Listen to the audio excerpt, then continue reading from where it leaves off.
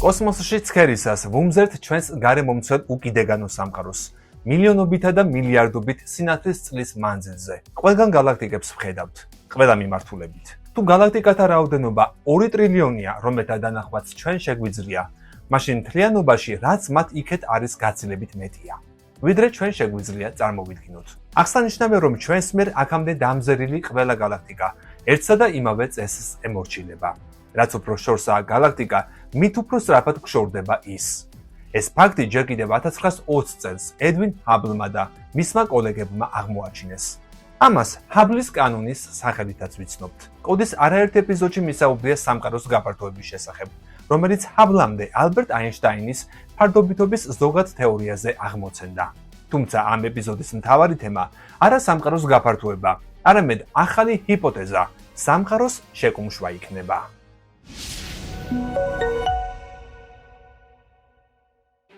სანამ შეკუმშვის თეორიაზე გადავალ, მოკლედ მიმოვიხილავ სამყაროს როგორც მატერიალურ სივრცეს და მის გაფართოებას. ზოგადად, რაც უფრო შორს ვიხედებით, მით უფრო ადრეულ, ჯერ კიდევ განუვითარებელ სამყაროს ვხედავთ. თუ ფარდობითობის ზოგადი თეორია გაფართოებოდი სამყაროსთვისაც მართებულია, ანუ იმას, რასაც ვხედავთ კოსმოსში, სამყაროს წარსულია, რადგან სინათლეს ჩვენამდე ობიექტის წარსული მოაქვს. შესაძლოა შორეული ვარსკვლავი, რომელსაც ახლა ვხედავთ, მილიონობით წლის წინ განადგურდა. 1998 წელს გავიგეთ, რომ სამყარო არათუ ფართოვდება, არამედ გაფართოების ტემპი იმატებს. ანუ, თუ გუშინ სამყარო დღევანდელზე 2-ჯერ პატარა იყო, ხვალ ის დღევანდელზე 4-ჯერ დიდი იქნება. ამ გაფართოებაზე პასუხისმგებელ ენერგიას ბნელი ენერგია ვუწოდეთ, რადგან მის შესახებ ჯერჯერობით არაფერი ვიცით, იმის გარდა რომ ის არსებობს. ამის მიუხედავად ბნელი ენერგიის არსებობის აღმოჩენამ გაგვაგებინა, რომ სამყაროს მომავალი არა დიდი შეკუმშვა, არამედ დიდი, კიდევ უფრო სწრაფი, უსასრულო გაფართოებაა. რაში, საით ფართოვდება სამყარო? ერთი შეხედვით, შეკითხვა სრულიად სამართლიანია, რადგან ყველაფერი, რაც ფართოვდება, მატერიისგან შედგება და სამყაროს სივრცე-დროში არსებობს. თვითონ სამყაროა სივრცე-დრო, რომელიც მატერიასა და ენერგიას თავის თავში შეიცავს. როცა ვამბობთ, სამყარო ფართოვდება, თვით სივრცის გაფართოებას ვგულისხმობთ, რაც გალაქტიკებისა და მათი გროვების ერთმანეთისგან დაშორებას იწვევს. საიდან ვიცით, რომ სივრცე ფართოვდება? თუ ყველა ობიექტის ჩვენგან საწინააღმდეგო მიმართულებებით გადაადგილებას ვხედავთ, ამის მიზეზი მხოლოდ ერთი შეიძლება იყოს. ჩვენსა და ამ ობიექტებს შორის არსებული სივრცე ფართოვდება. ასევე შეგვიძლია ვივარაუდოთ, რომ აფეთქების ცენტრთან ახლოს ვართ და სხვა ობიექტები უბრალოდ შორსაა და სწრაფად გშორდება, რადგან ამ აფეთქებისგან მეტი ენერგია მიიღო. ასე რომ იყოს, ამის დამტკიცებას ორი გზით მოვახერხებდით. პირველი, დიდ მანძილებსა და სიჩქარეებზე ნაკლები რაოდენობის გალაქტიკა გვექნებოდა, რადგან დროთა განმავლობაში ძალიან დიდ მანძილზე დაშორდებოდნენ ერთმანეთს. და მეორე, წითელ წანაცვლებასა და მანძილს შორის თანაფარდობა დიდი მანძილებისათვის კონკრეტულ ფორმას მიიღებდა, განსხვავებულს იმისგან, რაც სამყაროს ქსოვილის გაფართოებით გვაქვს. დამზერადი სამყაროს ფარგლებში დაახლოებით 2 ტრილიონი გალაქტიკაა. ამ საზღვრამდე მესამედი გზის მანძილზე მდებარე გალაქტიკებს ვეღარასოდეს დავინახავთ. სამყაროს გაფართოების გამო ჩვენთვის მისაწვდომი სამყაროს მოცულობის მხოლოდ 3%-ია. ასე რომ არც აფეთქების ცენტრი არსებობს და არც რაიმე. სივრცის გარეთ, რაშიც სამყარო ფართოვდება. ფართოვდება თვით სამყაროს ქსოვილი. სინათლის სიჩქარით გადაადგილებას რომ შეგვეძლოს, დამზერადი სამყაროს გალაქტიკათა მხოლოდ 3%-ს მოვინახულებდით. დანარჩენი 97% ჩვენი წვდომადობის ფარგლებს გარეთაა. სანამ არსებობს მატერია, იარსებობს გრავიტაციაც. ან გრავიტაცია გაიმარჯვებს და ყველაფერი ისევ წერტილად შეიკუმშება, ან დამარცხდება და გაფართოება გაგრძელდება. ასე მოვედი შეკუმშვის თეორიამდეც. სამყაროში ყველაფერი დიდი აფეთქებით დაიწყო, მაგრამ რით დასრულდება? მეცნიერთა ნაწილმა დასვა ასეთი კითხვა. ერთ-ერთი ჰიპოთეზური სცენარის თანახმად, კოსმოსი გაფართოებას შეწყვეტს და შემჭიდროვდება, რაც დიდი შეკუმშვის სახელითაა ცნობილი. იდეა ის არის, რომ სამყარო დასაწყისიდან ფართოვდება, მაგრამ რადგან მასში არსებული მატერია ერთმანეთს იზიდავს, გაფართოების სისწრაფე იკლებს, რაღაც მომენტში სამყარო გაფართოებას წყვეტს და შეკუმშვას იწყებს. თითქოს დრო მობრუნდა, სამყარო საწყისში არსებულ წერტილოვან ზომას დაუბრუნდება. ამ უკუღმა დიდი აფეთქების თეორიას დიდი შეკუმშვა ეწოდება.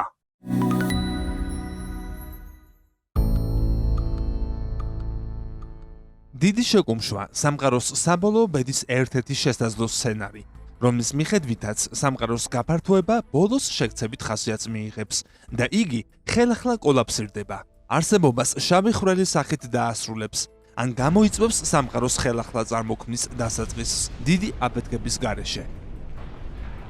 თუკი ადრეული სამყარო ძირითადად ერთგვაროვანი იყო, შეკუმშვადი სამყარო უფრო და უფრო დაჯგუფებადი გახდება.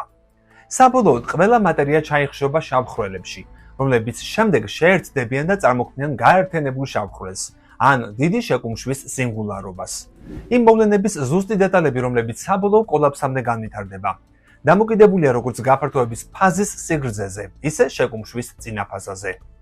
ამის გარდა ნავარაუდებია, რომ შეკუმშვის ფაზა მაშინვე არ იქნება შესამჩნევი ჰიპოთეტური დამკვირვებლებისათვის. შეკუმშვის ფაზაში ერთმანეთს შეერწყმება სუპერგროვები, რასაც მოჰყვება galaktikat გროვების და შემდეგ galaktikების შერწყმა. ამ დროისათვის ვარსკვლავები ერთმანეთს იმდენად მიუახლოვდება, რომ გახშირდება მათ შორის შეჯახებები. კოსმოსური მიკროტალღური ფონის ტემპერატურა იმდენად აიწევს, რომ ვარსკვლავები თავიანთ შიდა სიცხეს ვეღარ გამოაფრქვევენ. თანდათან კი აფეთქებას დაიწყებენ და დატოვებენ სიცხესა და ჰეტეროგენულ გაზს, რომლის ატომების გაზრდილი ტემპერატურის გამო შემადგენენ სუბატომურ ნაწილაკებად დაიშლებიან და რომლეთაც შემდეგ უკვე შერწყმული შავი ხვრელები შთანთქავს. ახალი კვლევის ფარგლებში მეცნიერებმა ბნელი ენერგიის შესახებ ასტრონომიული კვლევების მონაცემები გამოიყენეს და კომპიუტერული მოდელი შექმნეს. მისი პროგნოზით დიდი შეკუმშვა დაახლოებით 33.3 მილიარდ წელში მოხდება. სამყარო ამჟამად თუ მეცნიერებს დავუჯერებთ 13.8 მილიარდი წლისაა, ანუ იქამდე თითქმის 20 მილიარდი წელია დარჩენილი. ეს შედეგები ეწინააღმდეგება კოსმოლოგიურ თეორიას, რომლის მიხედვითაც სამყაროს გაფართოება მუდმივია. ამის საწინააღმდეგოდ უკანასკნელ კვლევაში გამოთქმულია ვარაუდი, რომ კოსმოსი მაქსიმალურ დონეზე 7 მილიარდ წელში გაფართოვდება და შემდეგ შეკუმშვას დაიწყებს. ნიშნულოვანია ვიცოდეთ, რომ სამყაროს გაფართოებაში იდუმალი ძალა მონაწილეობს, რომელსაც ბნელი ენერგია ეწოდება. დიდი ხნის განმავლობაში მიიჩნეოდა, რომ ის კოსმოლოგიური მუდმივაა, ანუ კოსმოსზე უცვლელად ზემოქმედებს. ამის მიუხედავად, ბოლო კვლევები მის შესაძლო დინამიკურობაზე მიუთითებს. ახალ მოდელში უარყოფითი კოსმოლოგიური მუდმივაა წარმოდგენილი, რომელიც ელემენტარულ ნაწილაკ აქსიონთანაა გაერთიანებული. წარმოიდგინეთ რეზინი, რომელიც იწელება. ის გაწელვას მუდმივად ვერ განაგრძობს, რადგან ელასტიური ძალა გაფართოებას შეეწინააღმდეგება და რეზინს თავდაპირველ მდგომარეობაში დააბრუნებს. მეცნიერთა ჰიპოთეზით იგივე შეიძლება მოხდეს კოსმოსშიც. კერძოდ, ის გაფართოებას შეანელებს, სანამ ახლანდეზე დაახლოებით 69%-ით დიდი გახდება, ანუ მაქსიმალურ ზომას მიაღწევს 7 მილიარდ წელში. შემდეგ იგი ეტაპობრივად შემჭიდროვდება, რადგან სამყაროზე გრავიტაცია და უარყოფითი მუდმივა იქონიებს გავლენას. საბოლოოდ ეს სამყაროს კოლაფსით დასრულდება. ავტორების თქმით, მათი მოდელი საკმაოდ სპეკულაციურია და არაფერს ამტკიცებს, თუმცა არ გამორიცხავენ, რომ მალე მისი დადესტვა შეძლონ. ისინი იმედს სამომავლო ასტრონომიულ პროექტებზე ამყარებენ, რომელთა შესწავლის მთავარი სამიზნეც ბნელი ენერგია და მისი მახასიათებლებია.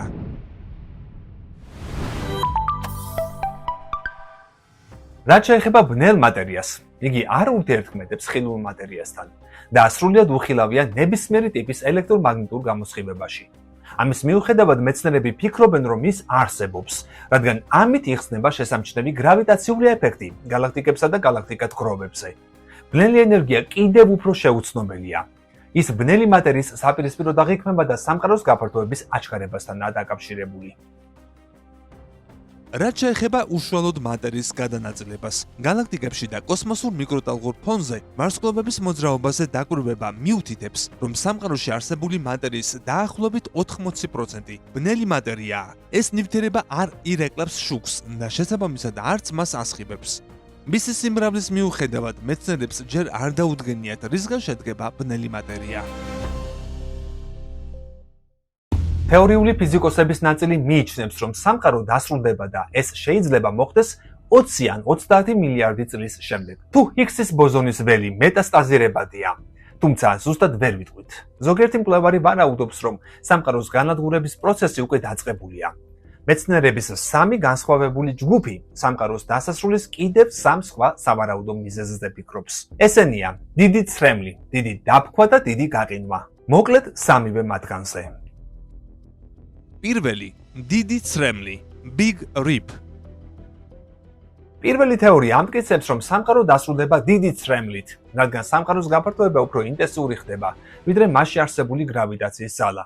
ეს დაშლის გალაქტიკებს, რასაც მოჰყვება ვარსკვლავები, პლანეტები და შავი ხვრელები. დედამიწა და მასთან ერთად კაცობრიობა შეიძლება ნელ-ნელა დაიშალოს, რადგან სამყაროს გაფართოება იზრდება. თუ უსასრულოდ სწრაფად და მზარდად გაფართოვდება ჩვენი სამყარო, ეს გამოიწვევს მასში არსებული ყოველი სხეულის ნაწილებად დაშლას და უსასრულოდ გადაჭიმულ სივრცეში ამ დაშლილი ნაწილაკების სხვა ნაწილაკებისგან დაშორებულად, განცალკევებულად არსებობას. ეს მოდელი ვარაუდობს, რომ სამყაროს გაფართოება საბოლოოდ უსასრულო გახდება. წინა მოდელები მეტწილად უგულებელ ყოფდნენ სიბლანტეს. ეს კი განაპირობებს მის ძალადობრივ განადგურებას. მეორე, დიდი დაფქვა, Big Crunch. სამყაროს პოტენციური დასასრულის შესახებ კიდევ ერთი თეორია ეხება ეგრეთ წოდებულ დიდ დაფქვას. თუ სამუდამოდ გაფართოების ნაცვლად სამყაროში მატერია მიაღწევს წერტილს, სადაც დროთა განმავლობაში იგი იწყებს შემცირებას. ამან შეიძლება გამოიწვიოს გრავიტაციის დომინაცია და ეს საბოლოოდ გამოიწვევს გალაქტიკების, ვარსკვლავების და პლანეტების ერთმანეთთან შეჯახებას და სამყარო ამგვარად დაიშლება. მარტივად რომ ვთქვათ, თუ სამყაროს გაფართოება შენელდება და შემდეგ კი დიდი აფეთქების საპირისპირო პროცესი, ანუ დიდი შეკუმშვა დაიწყება, მაშინ ყველაფერი ისევ სინგულარობაში შეერთდება, უმცირესად შეკუმშულ მდგომარეობაში. ზოგი ამტკიცებს, რომ ბნელმა ენერგიამ შეიძლება გამოიწვიოს ისეთი კვანტური რყევები, რამაც თავის მხრივ შეიძლება გამოიწვიოს ახალი დიდი აფეთქება, რაც დაასრულებს ჩვენს ქრონოლოგიას და ახალს დაიწყებს. მესამე, დიდი გაყინვა, Big Freeze. მესამე თეორიაში ნათქვამია, რომ სამყარო შეიძლება დასრულდეს დიდი გაყინვის გამო. სხვანაირად ამას ასევე უწოდებენ სითბურ სიკვდილს. საკმაოდ უცნაურია, რომ ერთსა და იმავე მოვლენას ორი ამდენად ერთი შეხედვით ურთიერთსაპირისპირო სახელწოდება ჰქონდეს. დიდი გაყინვის სცენარი ყველაზე სავარაუდოა იმის მიხედვით, რაც ჩვენ უკვე ვიცით ფიზიკისა და სამყაროს შესახებ. ეს ტერმინი მოდის თეორიიდან, რომ სამყაროში და სხვა იზოლირებულ სისტემებში ენტროპია გაიზრდება მანამ, სანამ არ მიაღწევს მაქსიმალურ მნიშვნელობას. ენტროპია მოდის თერმოდინამიკის პრინციპიდან, რომელიც მოიცავს ენერგიას და კონკრეტულად ავითარებს იმ აზრს, რომ სამყაროში ყველაფერი საბოლოოდ გადადის წესრიგიდან უწესრიგობაში. შედეგად ენტროპია არის ამ ცვლის საზომი. მას შემდეგ, რაც ენტროპია მაქსიმუმს მიაღწევს, თეორეტიკოსი ფიზიკოსები თვლიან, რომ სისტემაში სითბო თანაბრად ნაწილდება. ეს ნიშნავს, რომ აღარ იქნება გამოსადეგი ენერგიის ან სითბოს არსებობა და სამყარო სითბოს სიკვდილისგან მოკვდება. მარტივად რომ ვთქვა, სამყაროში შეწყდება მექანიკური მოძრაობა. ამ დიდი გაყინვის დროს თეორიულად სამყარო იმდენად გაფართოვდება და აირის მარაგები იმდენად შეთხელდება, რომ ახალი ვარსკვლავების დაბადება შეუძლებელი გახდება. ამ მოდელის თანახმად დრო გახდება უსასრულო სიცარიელე, რომელშიც არასდროს არაფერი მოხდება, რადგან სამყაროში ენერგია აღარ დარჩება.